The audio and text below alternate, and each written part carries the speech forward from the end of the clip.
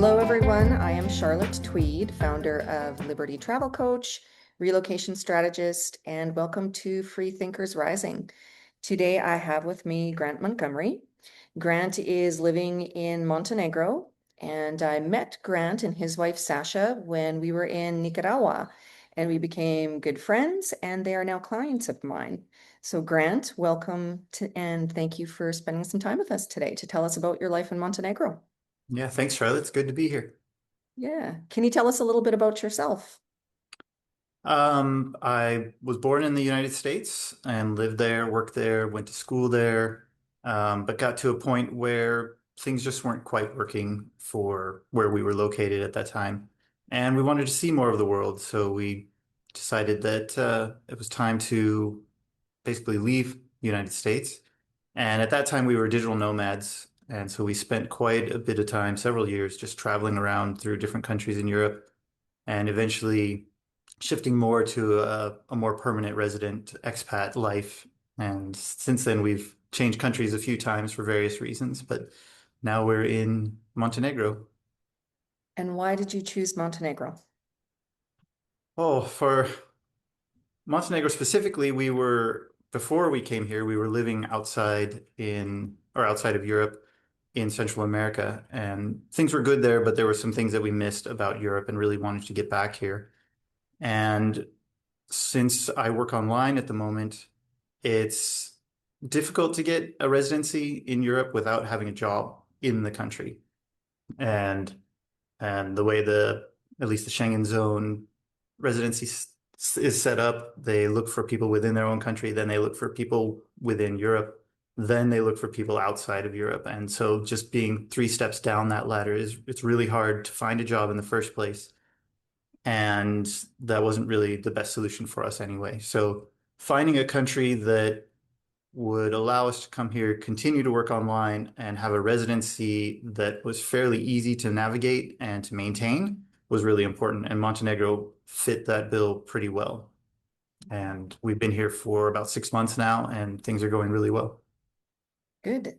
And what was that residency process like? We hired a team to help us manage some of the paperwork and deal with the language, which obviously we haven't yet learned to speak the local language. We're working on it, but it's very different from English, so it's taking us some time. But the group that we hooked up with, which you helped us to find, they were very good with their communication, very prompt and clear, and just helped us to put together all the requirements, all the paperwork that we needed to collect. And for the particular residency that we have, we did have to start a business here in Montenegro, but it's that business does just a small amount of business every year in order to keep things going, and that allows us to stay and have our permanent residency. And it was it was a lot easier than in a lot of places, a lot of other Yes, places. yes. The residency was appealing for Montenegro for you guys, for sure. Yeah. So what is day-to-day life like in Montenegro? It's so, as you know, being you guys are such experienced travelers as well, and visiting somewhere and living somewhere are completely different. So what is it like living there? That's absolutely true. One thing that we've noticed in particular about Montenegro, and we've really only seen this in maybe one other place in our travels, is that culturally and the way the society works, it feels like we've stepped back in time maybe 20 or 30 years, and in a good way. Like we see when the weather is nice, there are families and people just outside enjoying the weather, going out to coffee shops, talking with each other. Kids are roaming around on their bicycles and scooters and whatnot. And very few people are, sitting somewhere at a restaurant glued to their phone or something like that. Like obviously you see kids making TikTok videos and stuff every once in a while. That happens everywhere. Yeah. But it seems like the culture here is still very rooted in family and making sure that they're socially interacting with each other a lot. And it's really good thing to see, and we really appreciate that.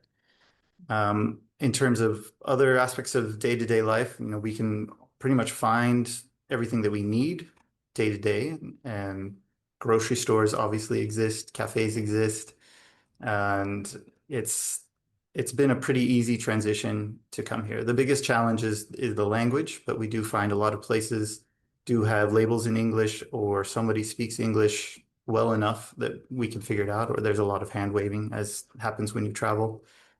Um, but it's going very well. Yes. And the grocery stores there are actually very clean and They are. organized. Yes. Yeah. Some more than others. You have your Yes. favorite. And HDL, that's my favorite. I loved it. yeah, Yeah. yeah. It was Yeah, like walking into a mirage. It was pretty amazing. Yeah. I don't know how they keep the shelves stocked perfectly all day long, but they do. And it's like walking into a showroom. It's really interesting. Yes, I was so tempted just to take things off the shelf and move them and go around the corner and come back and see if someone put it back by the time I Yeah. got there. Yeah. Yeah. I loved grocery shopping there. And food is something that is very important. I think about food all the time. And cost of living there and the food while we were there seemed very affordable. So I know affordability is all relative to people's lifestyle, but what is affordability like for you guys? It's definitely more affordable than a lot of the places that we've been. And a lot of the stories we're hearing, especially coming out of the United States at the moment, is we're hearing horror stories of people's grocery bills. And, we've got nothing of the sort going on here. Yes, you can find a restaurant where you're going to spend 100 or more euros at a meal, but there's a lot of places where you can get a really nice meal for two of us for 20 to 30 euros. Mhm. And, it depends on lunch, depends on dinner, depends on a lot of things, but it's never really been a shock anywhere that we've gone. And then in terms of grocery shopping, it's all extremely reasonable and um, no concerns from us on that front. Mhm. And the quality of the food has been excellent. Really, Yes, yes. And something that I loved when I was in Montenegro was the bakeries. There's yeah, bakeries everywhere and they're very affordable. We could get a lunch. Daryl and I could get a lunch, get two bureks for €2 each, and you can have lunch for under €5 for two people. I've never yeah, visited as many bakeries in my life as I did when we were in Montenegro. yeah, yeah. And then you can get a cappuccino for less than 2 euros Yeah. pretty much everywhere. So yeah, breakfast definitely can be very cheap, especially with the bakeries. And even if you go to a place on the promenade facing the sea here, you're going to pay the same price. Yes. And and that's also really surprising and encouraging because it's helpful for those who live here. It's nice for tourists. It does encourage tourism because this has become an inexpensive place to visit, even if it's a little further outside of Europe than other places. But it's still a pleasure to be here and uh, enjoy those Yeah. cafes. Yes. And that's something we noticed too when we were there. Usually when you're on the waterfront and have the view of the Adriatic, like you have an incredible view, you're going to get charged double for your coffee or double for your meal, but that was not the case. No, no, Yeah. it was not. No, and I was actually doing some research online trying to find new restaurants for us to try and things that people are recommending. And there's one just up the road, which we're going to try soon. And everyone's saying this is one of the nicest restaurants. It's got a great ambiance. It's right on the sea. It's just slightly out of town, but the prices are the same. Like Yeah. you can get this sort of five-star experience, but you're still paying a three-star kind of price. And so that's pretty general everywhere here, which is really nice. And what about housing? Tell us about your apartment hunting experience. The housing experience it varies greatly, and so I'll preface this that we're living in a city on the sea, so we're not in the capital city. We're not in some of the major tourist cities. We are in a city, Hmm. and and so there's a mix of older homes, high rises, and things of that nature. So there's really a variety to choose from. And when we first got here, we didn't really know what to expect. We just hooked up with somebody who was helping people in the real estate aspect, and he took us to a few places which would be in a neighborhood up a windy road. Like the neighborhoods grew off of, people walking basically. So the roads might be wide enough for one car, not for two cars to pass each other. And we're winding up through the hills and we're getting here and it's like this little side thing that's been attached to someone's home and it's 200 or 300 euros a month for a two-bedroom apartment, which is extremely affordable. But on the other hand, it depending on what you're willing to, I guess, deal with in terms of quality of construction and distance from cafes and the sea, you have to find that right balance. So we were finding places that were very inexpensive, but maybe not the right fit for us. We were looking for some things with a little higher quality. And so it took us several weeks before we found the right place, but we did end up somewhere nearer to the sea in a newer constructed building, and we're still paying, less than 1,000 euros a month in rent, which Mhm. is high for this town, perhaps, but it's definitely not high compared to other parts of the world. Now, does your rent have inclusions? Are utilities included in there? Like a lot of the times in Mexico where we rent, you'll pay the rent and everything is included, and sometimes it's not. So what is the utility situation like? I think that would depend on where you are. In our building, we pay for power, we pay for trash, and we pay for just general building maintenance. There's a fee every month for that. Um, Water is included, if I remember correctly, and other places might be different. Depends on the landlord. Mhm. I I was going to say the cost of the utilities isn't unreasonable. Um, it's lower than a lot of the other places we've lived. yeah. Was it a challenge setting them up?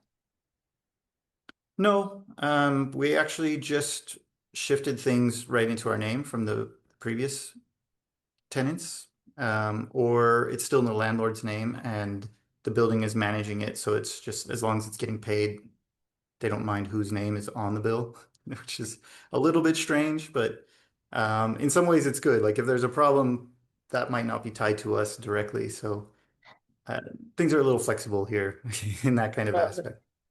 it's good. And I asked that question because I have friends here in Mexico who they purchased a house and they have been trying for months to get the utility bill in their name, and the utility bill is still in a dead person's name and it's not getting changed over. And they've been put through quite the experience. They had to change the meter on the outside of their house, all kinds of things, and it's still not changed. So that's why I asked that question because it's something that recently came up here. Yeah, we knew somebody who had a similar experience in Nicaragua where they purchased some land and they built a home there and they paid to have a transformer installed to run power to their home, but the utility never put a meter on it. And then they came out one day and went, "Oh, what's this transformer?" And he's like, "What are you talking about? You guys installed this transformer. You just never did anything else with it." And as far as I know, it's been like 3 or 4 years and there's still nothing. There's no meter, no bill, you know. But he has And electricity. he has electricity, yes. So someone else down the line is paying for it for him, I suppose. But it depends on the country and how fast those utilities are able to update and keep up with things. Hmm. Here it seems fairly reasonable. We just, for ease of some of this stuff, it makes sense for the landlord to keep it in their name. Now, I have heard that banking can be challenging in Montenegro. How is banking? How's that been for you so far? Banking can be challenging, but I think it depends on your home country. As Americans, we have some trouble just about everywhere we go because the United States has its own regulations for reporting back to the US. And a lot of banks don't like dealing with that process and that paperwork. And we've heard from some other expats from different countries that they have some similar issues. So it tends to be that there's one bank here that will work, at least one that will work with you, depending on what country you're from. You just have to find the right one. Um, the banks are interesting because they're extremely slow. Like you might walk up to a bank and there's a line out the door, and you might have to stand in line for 10 minutes to make a deposit. Um, but I think a lot of people are shifting to online banking instead, and that obviously frees up that that issue. You just have to go into the bank if you're changing something or setting up a new account. And you did something recently too that I think is quite different in Montenegro. You bought a car. We bought a car. I don't know if it's different for Montenegro. It's different for us. We've only had a car in Oh one yeah, I other guess country. it's different for us. Yes, Oh, different two, for I guess. But we bought a car. We bought it from another expat whose residency had expired. They ended up having to leave the country to take care of something family related, and the car then was not properly registered any longer. It was just sort of in limbo, and getting the paperwork in place to do the title transfer took a long time, and we had to translate it all into Montenegrin. But once we had the paperwork in place, it was literally go to the notary, go to the inspection shop, and then the inspection shop took care of everything with the government office. So they're like, yeah, come back in, 2 days and we'll have this paperwork. And then as soon as they bring your new license plates, we'll let you know. So it was a bit of a struggle at first to get things rolling, but once everything was in place, it was very, very quick and easy. And now we've got a vehicle and a means to more readily get around the country. Very good. And the dealerships, we need to mention the dealerships because dealerships there operate completely different from what they would operate in Canada or the United States. They do, yes. And when we were first looking for our car, we did visit a few dealerships, and they don't allow you to do test drives here. And you had talked to them. I think it was more of an insurance related issue or potentially a theft related issue. I'm not sure. But it's sort of like you go in, they have one car in the showroom, and if you say you like it, then they'll sell you that car without having driven it. Or they'll say, if you want a different color, we'll order it for you. It'll be here in X number of weeks. And, that's not so different from other places, but not being able to test drive it even a couple of kilometers down the road was a little bit strange. And um, I don't really know the reasons for that, but that's pretty common. And that's for the major dealers. There's also a lot of smaller places that's literally just like a little building on the side of the road with 25 cars parked in front, and they're all used cars for sale. They're all legitimate. They're all there, but same thing. I don't think you can test drive any of them. You just show up, look at it, and you can start it up and make sure it runs, I suppose, and get a mechanic to come look at it, but you can't drive it yourself until you buy it.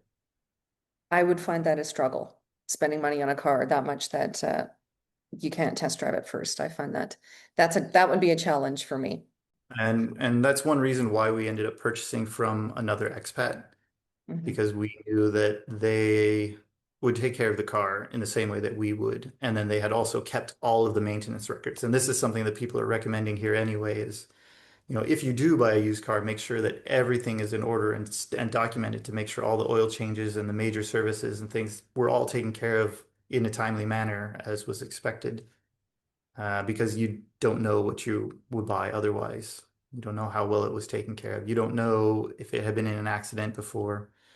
Even then, you might have surprises. A friend of ours went and had their windscreen replaced on their car, and the shop called them and said, "Hey, look at this. Your car used to be two different cars that got welded together. You can see the seam here where this happened." And they had no idea. The car runs great. So uh, things can be done really well. Things can be very sneaky. Not that that's, you know, only in Montenegro, but things are a little shady sometimes, and it's something that you just have to deal with in countries such as this one. Yes, that very Not good not point. the first world countries. You've taken your car on a few trips, and what's one that you've taken your car on that you would like to share? Well, the first major trip that we did, was to drive up all the way into Austria, where we were visiting some friends. We used to live in Austria, so we have some friends there still. We went to visit them. We had a few things that we had stored away when we left that we wanted to go and pick up. So we planned a big trip to go all the way up to Austria, spend about a week or so there, and then return.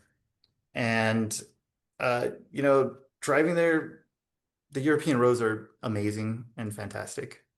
Getting to those fantastic roads took a little bit.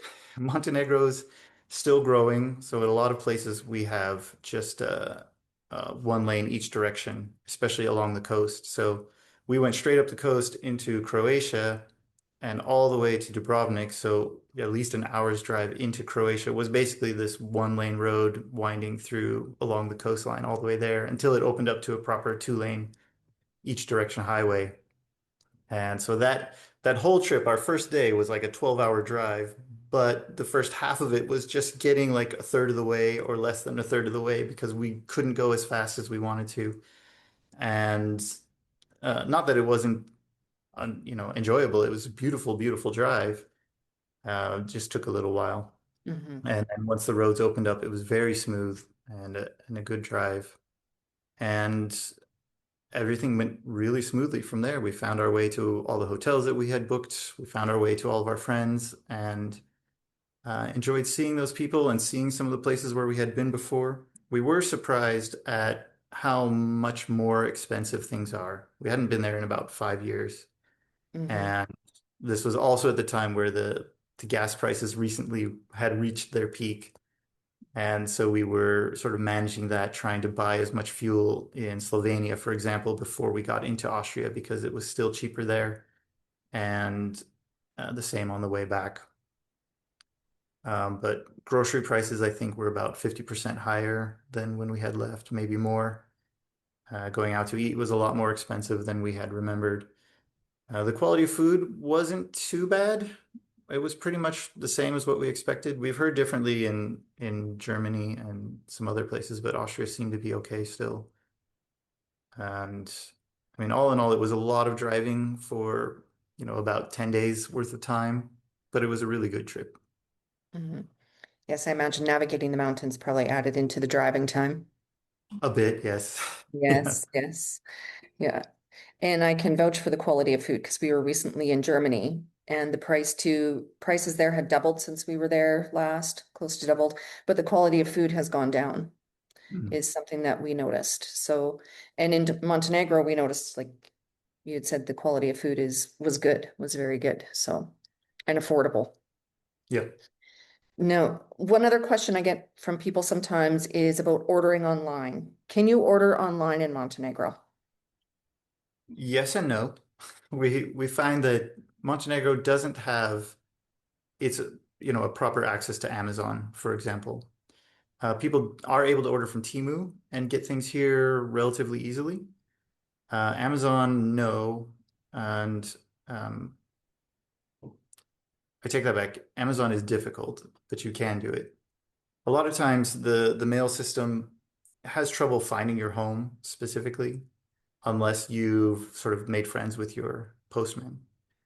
And so people who have things sent in, have products sent in, firstly, if it's over a certain value or a certain quantity, you're going to get scrutinized by customs. And that's a whole other round of issues that you have to deal with actually going through the import process. And sometimes the shipper, like DHL, will deal with that, sometimes not. And so we're a little more wary, and almost everyone we talked to has had their version of some sort of challenging, almost horror story of trying to get something brought in. And so it's easier if you just, plan a trip outside, oh, we're flying here, we're driving here, we're going to go find these things and bring them back. As long as you're not bringing back so much that they think you're running a store or something, it should be fine. And a lot of times people will ask others who are coming to visit, hey, can you bring this back for me? Can you bring that for me? And it was the same way when we were in Nicaragua. And granted, then we could get things brought in through a shipper, but we often were relying on people who were visiting or people who headed back home to bring things back to us. And so it's not much different here. Now, the other thing that is very important to me and a lot of people is weather. And you guys are heading into summer. So you lived through the winter in Montenegro, We winter, did.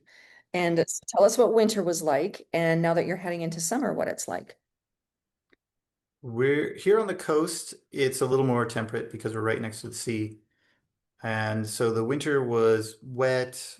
It got chilly, but not too cold. I had sort of a lightweight jacket, and if I wore a sweatshirt or something underneath it, I was fine, except for maybe 2 days out of the year. We do have snow in the mountains with skiing and snowboarding, and so obviously if you're up there, it's going to be much colder than it is here. February was very, very rainy, and since then it's cleared up. It's extremely sunny and really comfortable outside right now. People have told us that the summer will get quite hot. After coming from Nicaragua, we're going to see what that really means. Hmm. Um, but so far it's been really comfortable, and we really are enjoying having seasons again. We really miss that. I do miss the seasons too. I love the weather where we are, but what I didn't expect is that you lose all track of time. You Hmm. really don't know what month of the year it is. You have to keep telling yourself, this is June. It was like this 2 months ago. Nothing's really changed. So you really lose. And I used to always gauge time coming from Canada. You remember the years better because when winter ended, you went into spring. So it was a lot easier to keep track of your past and your present than Yeah, that's a really good point. having really no just a rainy and dry season. Yeah. Yeah. Yeah, that's an excellent point. We kind of had the same feeling when we were in Nicaragua. It was like everything just sort of blended together, and your brain, you feel like, is atrophying because it can't remember quite what was going on. How long has it actually been since this happened? And when you're in tropics, and obviously this is personal preferences, it's weird to celebrate certain holidays in the tropics when they're winter holidays. And there's something in your brain that just gets broken when you're like, it should be like snowing and I'm drinking hot chocolate next to a fire, but instead I'm having a bonfire on the beach and swimming in the ocean. Yep. And, that kind of messes with your brain too, at least coming from where we're from. And so the seasons has been really a pleasure for us to get back to. And it is a challenge on our wardrobe though, so we're doing some updates because we weren't quite ready for winter. And now we're adjusting back to summer, and it's a good shift, but it's taking us a bit to ease into it again. And I think the most important thing that we need to talk about is finding community. And tell us what your expat community is like, how you've integrated into community, things that you do to make friends. Yeah, well, you helped us a lot with finding some of the events and groups that were here already existing.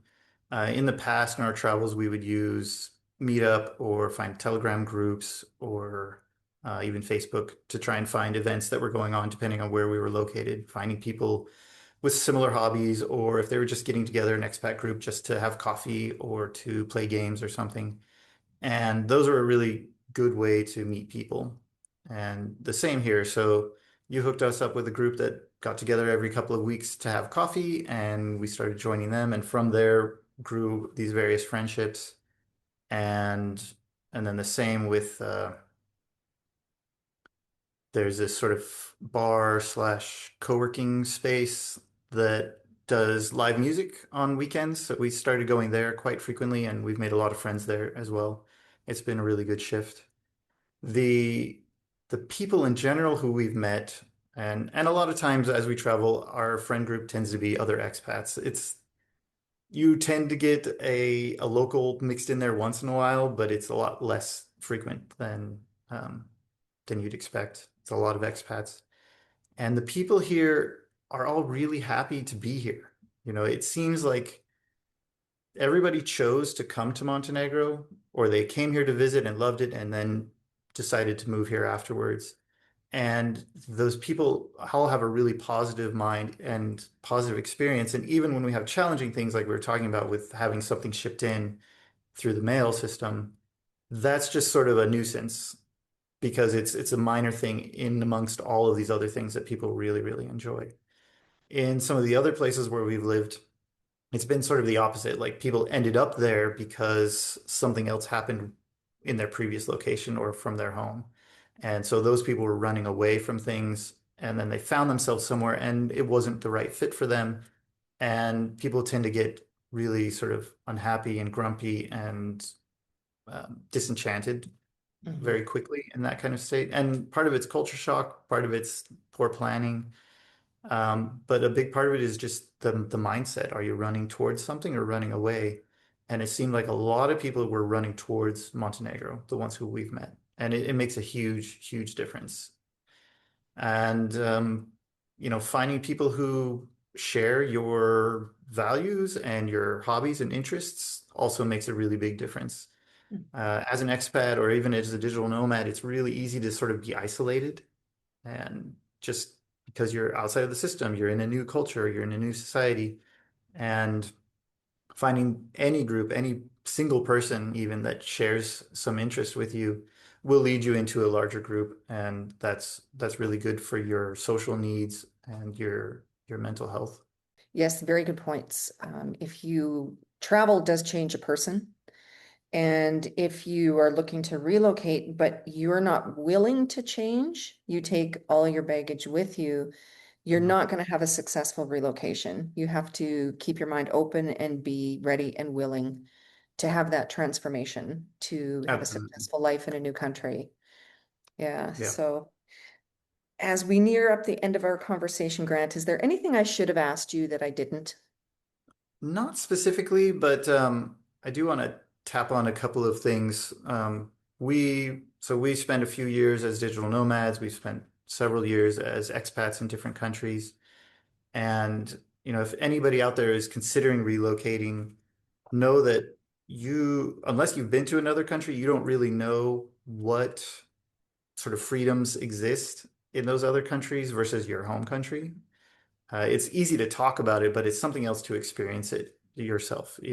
Things are different in every country, and some things you may appreciate more than others, and you need to find the countries and the societies, I guess, that match you the best. Something may look great on paper, but you really should go and experience it, try it out, even for a month, just to see.